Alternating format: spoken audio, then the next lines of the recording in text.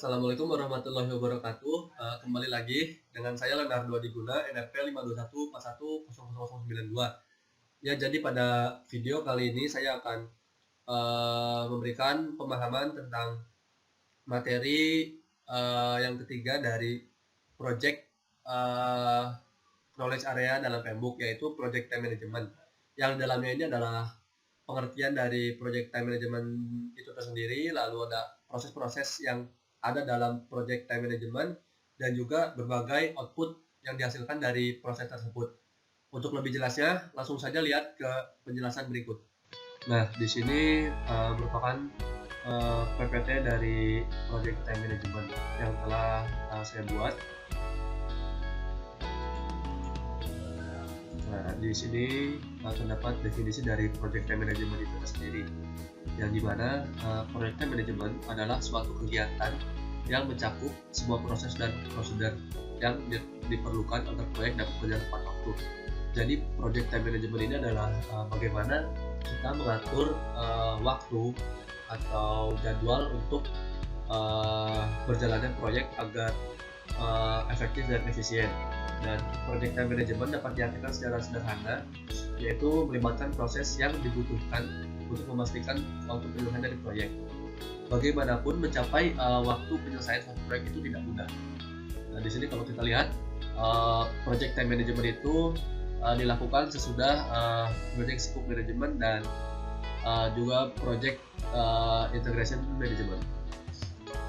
Nah, di sini kalau kita lihat prosesnya, project management ini terdapat pada tahap planning dan monitoring, di mana proses yang dalamnya itu adalah define activities, lalu sequence activities, lalu estimate activity resource, dan juga estimate activity duration. Dan yang terakhir di sini dalam tahap planning adalah develop schedule. Dan dalam tahap monitor dan controlling di sini terdapat control schedule. Nah, di sini main proses dalam project time management ini terdapat 7, di mana ada plan schedule management, define activity, sequence activity, lalu estimate activity duration, develop schedule, dan control schedule. Yang pertama adalah plan schedule management. Nah, di sini plan schedule management adalah proses pembentukan kebijakan, prosedur, dan dokumentasi untuk merencanakan, membangun, mengelola, melaksanakan, dan mengendalikan jadwal proyek. Jadi di sini dalam plan schedule management ini di mana pembentukan kebijakan atau prosedur atau peraturan untuk melaksanakan jadwal proyek, dan juga manfaat dari proses ini ialah menyediakan bimbingan dan arahan tentang bagaimana jadwal proyek akan dikelola selama proyek berlangsung. Lalu data atau informasi yang ada dalam plan schedule management, di sini bisa kita lihat dalam inputnya ini adalah project management plan atau dokumen PMP, dan di sini terdapat project charter, lalu enterprise environmental factor, lalu organizational process asset. Dan untuk tools dan tekniknya ini ada expert judgment, lalu analytical teknik, dan juga meeting. Dan untuk outputnya ini adalah schedule management plan. Dan kalau kita lihat di sini, ini merupakan contoh dari schedule management plan, dan di mana isinya ini terdapat introduction, lalu project schedule. Nah, di sini di dalam project schedule ini merupakan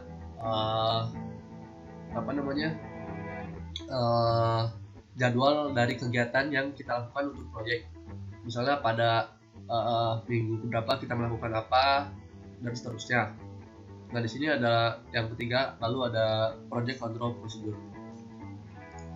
Selanjutnya yang kedua ada define activity, di mana define activity ini adalah suatu proses mengidentifikasi dan menjadwalkan kegiatan-kegiatan yang akan dilakukan dalam suatu penyelesaian proyek secara terperinci, lengkap, dan jelas. Lalu tujuan utama dari proses activation definisi ini adalah untuk memastikan bahwa tim proyek sudah benar-benar mengerti semua tugas. Nah, di sini jadi dalam define activity ini kita akan memberitahu semua project staff tentang apa saja yang akan kita lakukan, dan kita sudah memberikan jadwal untuk aktivitas yang akan dilakukan tersebut. Jadi di sini project staff sudah mengerti apa saja yang akan dilakukan dan pada waktu kapan kita mengerjakan aktivitas tersebut. Di sini untuk define activity, inputs, tools dan outputnya adalah dalam inputsnya di sini menginputkan schedule management plan yang dari tahapan plan schedule management tadi, lalu ada scope baseline, lalu enterprise environmental, lalu organizational process asset, dan untuk tools ini adalah dekomposisi, lalu rolling wave planning, dan juga ada expert judgment. Nah, untuk outputnya ini adalah activity list, lalu activity attribute, dan juga milestone list-nya. Seperti yang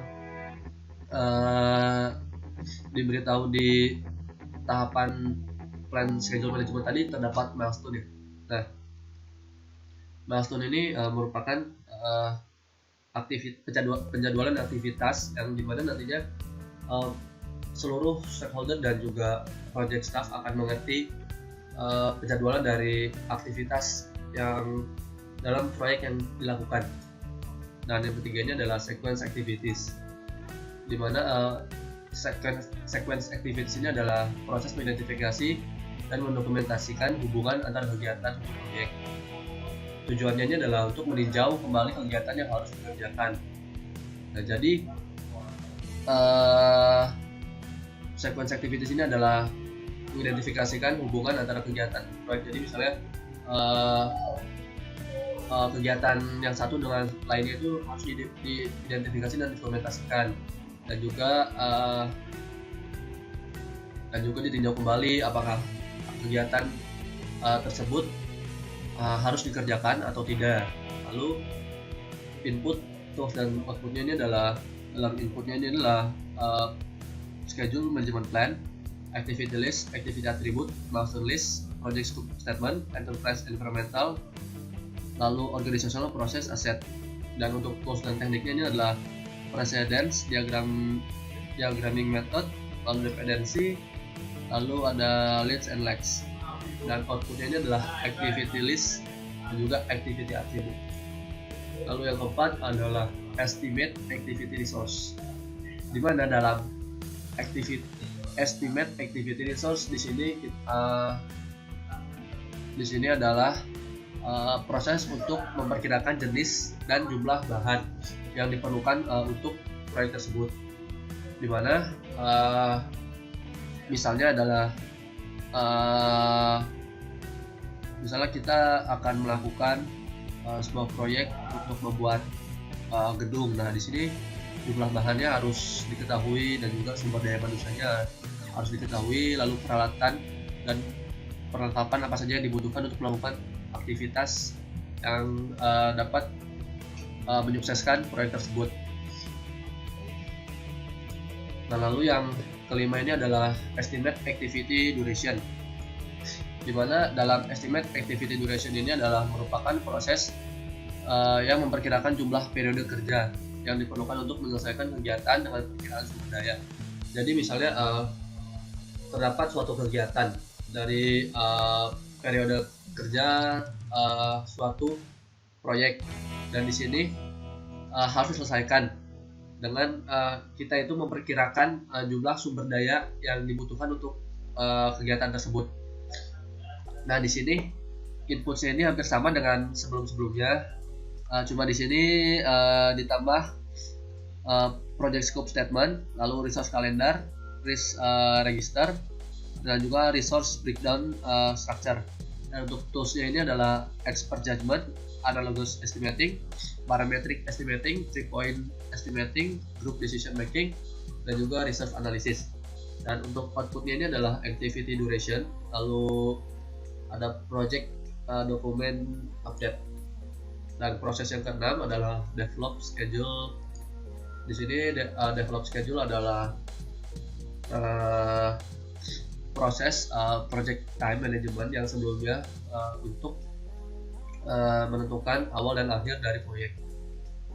Lalu dalam develop schedule ini sering ada beberapa iterasi dari semua proses project time management sebelum suatu jadwal proyek diselesaikan. Lalu yang ketujuh adalah control schedule, di mana proses control schedule ini merupakan proses akhir dari project time management, dan seperti yang kontrol dalam proses lainnya yaitu scope control dan lain-lainnya. Di sini control schedule adalah suatu bagian dari proses pengendalian perubahan. Jadi tujuannya adalah untuk mengetahui status dari jadwal proyek, lalu faktor yang dipengaruhi karena perubahan jadwal, menentukan jadwal yang berubah, dan mengatur perubahan ketika perubahan itu terjadi. Jadi jika di planning kita sudah menjadwalkan perencanaan tentang kegiatan-kegiatan apa saja yang akan kita lakukan. Nah, jika ada perubahan, maka nantinya akan dimasukkan pada di control schedule ini, dan output yang dikeluarkan nanti adalah work performance info, lalu schedule forecast, dan juga change request, lalu project management plan di-update, lalu project document update, lalu OPAs update. Nah, untuk kesimpulannya adalah project time management ini dilakukan sesudah project scope management, di mana project time management ini kita akan melakukan penjadwalan tentang kegiatan apa saja yang akan kita lakukan untuk keberlangsungan proyek. Dan seperti yang saya bilang tadi, setiap knowledge area pasti mempunyai kontrol, di mana pada proses akhir itu dia akan mencatat perubahan apa saja yang terjadi dalam knowledge area tersebut. Nah, lalu